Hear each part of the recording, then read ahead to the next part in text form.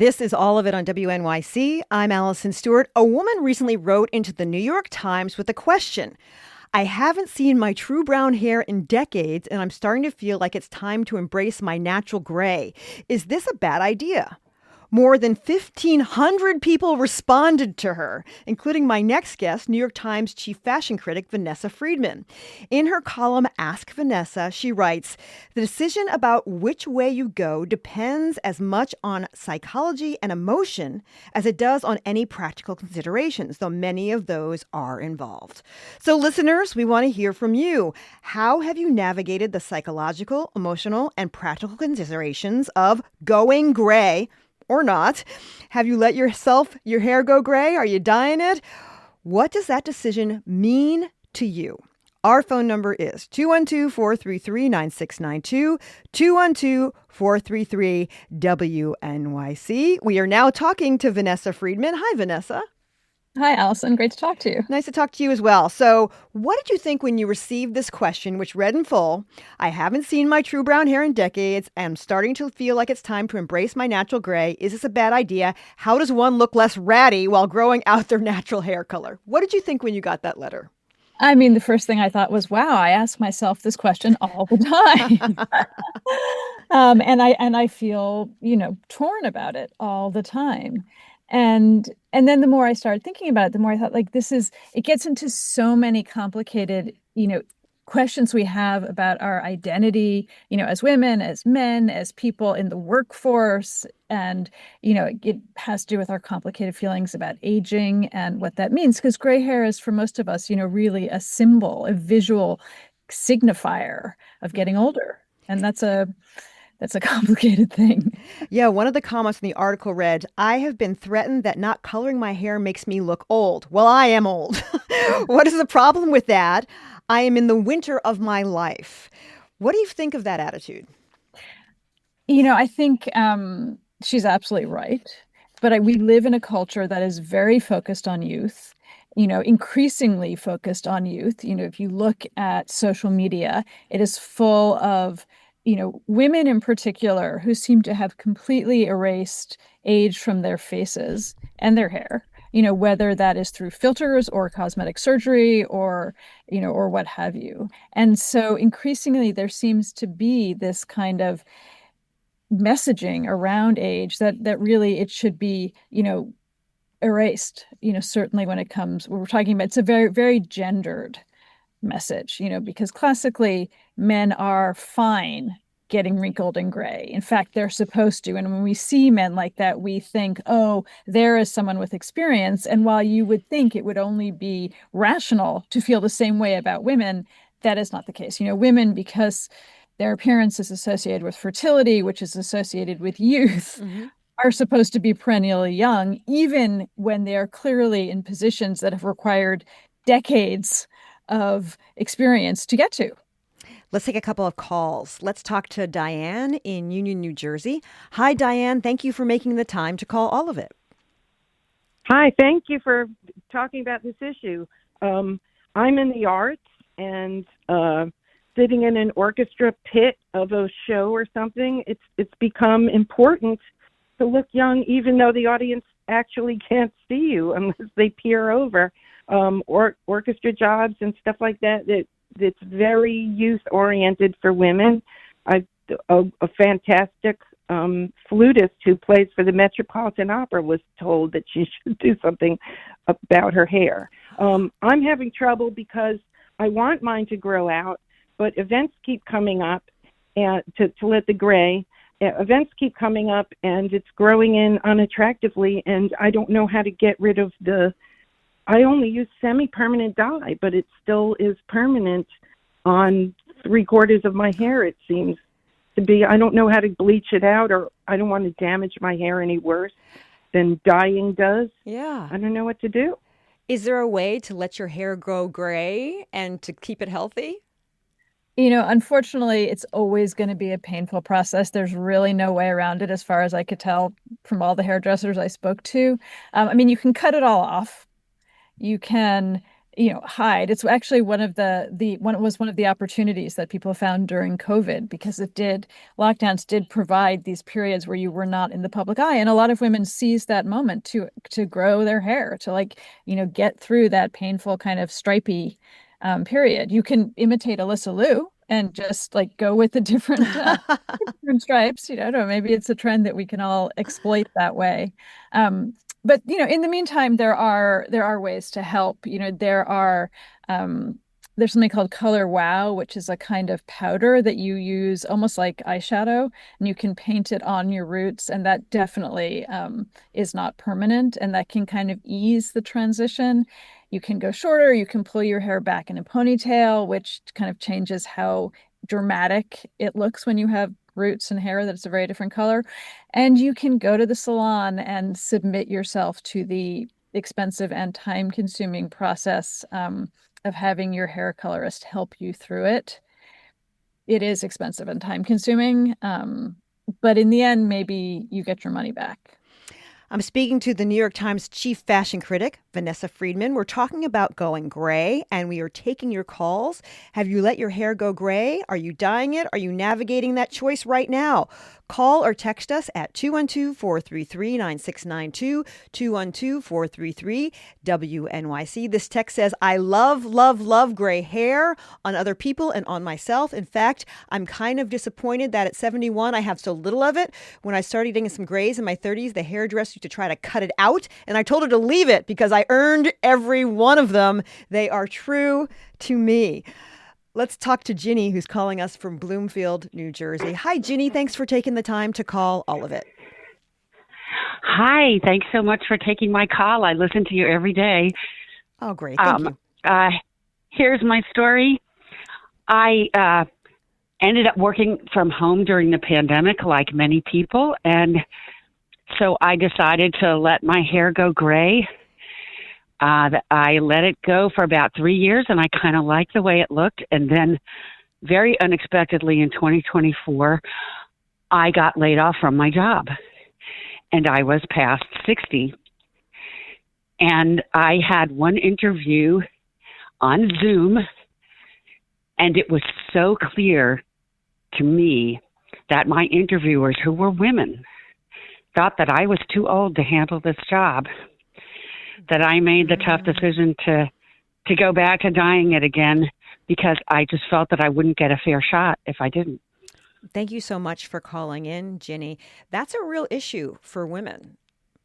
It absolutely is. I mean, Nora Ephron, who's was an incredible writer, filmmaker, woman, commentator on the state of women, said that she was convinced that hair dye had essentially extended the working life of women dramatically, had been one of the most important factors in women becoming powers in the workplace that she knew. And I think she's right. I'm sort of interested in the idea of COVID. Did our beauty standards change during COVID? I think they did, but I also think, one of the points worth making is it's not just your hair color, it's also your hairstyle and the rest of your style that contributes to perceptions of aging. So, some of the comments on that story were from women who said, I keep my hair very long, for example. And so even though it's gray, it kind of conveys a more youthful attitude, or I wear my hair in this kind of funky style that conveys a more youthful attitude. So there are ways to kind of mitigate the perception of gray as necessarily equating to old. I think if you wear your hair in a very classic kind of sculpted, immobile shoulder length bob, that does date you. So, it's worth thinking about the whole package. Immobile. That is so funny. Let's talk to Cheryl from Lyndhurst. Hi, Cheryl. Thanks for calling all of it. Oh, thank you for taking my call. So I'm 73, and I was a blonde, and then my hair started growing in with the gray and the blonde, and I'd get highlights, and I always got a lot of compliments on it, and I was very happy with the way it looked. And then last year I was diagnosed with breast cancer. Decided to shave my head before it all fell out. And when it grew back in stronger and a lot curlier. But I said, you know what? As much as I like the color, I've been somebody who's always colored within the lines my whole life. And when you have cancer, it kind of changes your outlook on life. So I walked into the hairdresser one day and said, I want to go purple. And that's what I did. Good love for that you. story. Let's talk to Ellie in Brooklyn. Hi, Ellie. Thanks for calling all of it. Ellie, are you there? Hi. Oh, yeah. There you are. Yeah. Can you hear me? Yeah, you're on the air. Yeah. So, I was going to push back on the idea of looking, dressing and styling it youthfully and still looking young. I did it in a rip the Band-Aid off way. I went to my hair colors, bleached it, dyed it titanium, and became gray without ever growing roots. And then my natural hair just grew in, and nobody could tell in that way. But I know it made me look older, same physicality, same everything. I can say that I went from never getting seats on the subway or being offered seats on the subway one day, and the next day always being offered seats on the subway. So, that's my unscientific study, but I push back on the idea of being able to overcome it by dressing or styling yourself youthfully. It's just a fact. People assume you're older with the gray hair. Thank you for calling in. Yeah, one commenter on the piece wrote, as a teacher, being gray at a younger age seems to give me a sense of authority and wisdom that I really didn't have. It helped me with my students' parents. So how does this speak to some sort of positive cultural associations around gray hair? Well, I think, certainly this is also interestingly a problem that, I think it falls on probably unfairly on women rather than men. But often, when you're young in the workplace, if you look particularly young, people treat you as a less serious individual, right? They take your thoughts less seriously. They look for someone who's more, who's got more authority than you do. And gray hair does convey authority. That's why we think that men with gray hair are good, are respectful people. So, it works, I think, when you're younger, maybe to your advantage. But, as many have pointed out, I do think, it still is there are lots of prejudices associated with gray hair. I'm speaking with the New York Times chief fashion critic, Vanessa Friedman. We're talking about going gray, and we're taking your calls. Have you let your hair go gray? Are you dyeing it? Are you navigating that choice right now? Call or text us at 212-433-9692, 212-433-WNYC. Let's talk to Jeff in Soho, who is the owner of a salon. Hi, Jeff. Hi, Allison. How are you? I am doing well. Thanks for taking my call. Yes, I'm the owner of Iron Feather down in Soho, neighbors with WNYC. And I just want to say that through my years in working in the industry and seeing women of all different ages and career paths and all that, I think there's nothing more confident than a woman who is comfortable embracing her own skin and comfortable with making her own choices. So whether that means she wants to come in for the highlights and get the grays covered up every, the 4 to 6 weeks, if that makes her happy, then by all means, it's amazing. And the women that embrace their grays, I find that there's nothing more strong or beautiful than that.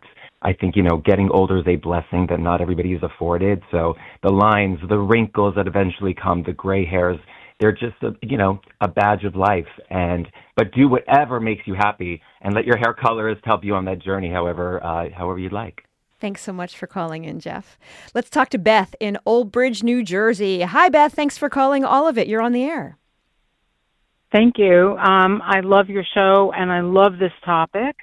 I let my hair go gray during COVID. It was one of the best things, if there was anything good about COVID, because I was dyeing my hair every 3 weeks because I had dark brown hair, or at least as I remember it. And my neighbor happened to be a hairdresser, and as we were emerging out of COVID, I said to him, how do I grow this out? I was done. And he put blondes in it to gradually let it grow out. But I have somewhat curly hair. I keep it shoulder length. I recently found a hairdresser that's amazing. I love my hair. I get compliments since I've gone gray on the street, in stores, all over the place. But I have to say, that, and I love it. I'm not changing it. But I have to say that I'm single, that I think men do not look at women the same way most men, maybe, my impression, at women with gray hair or silver hair, whatever it is.